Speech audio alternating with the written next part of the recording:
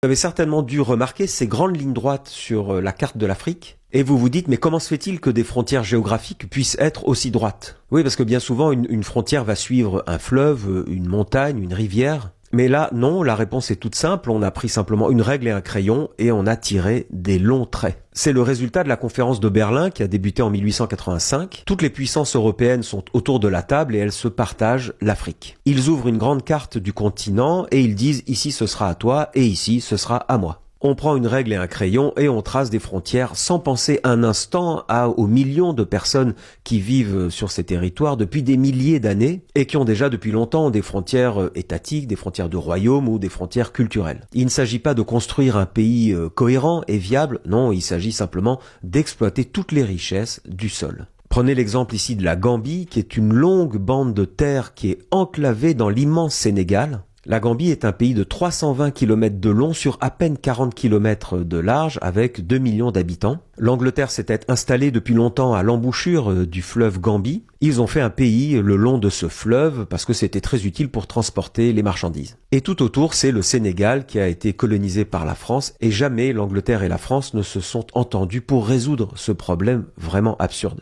Résultat des courses, des familles divisées, des conflits géopolitiques permanents. Combien de peuples se sont retrouvés éparpillés à travers plusieurs États? S'ensuivent alors des conflits de contestation de frontières, des conflits permanents. Un premier ministre britannique a dit à l'époque « Nous nous sommes mis à tracer des lignes sur des cartes là où l'homme n'avait jamais mis les pieds.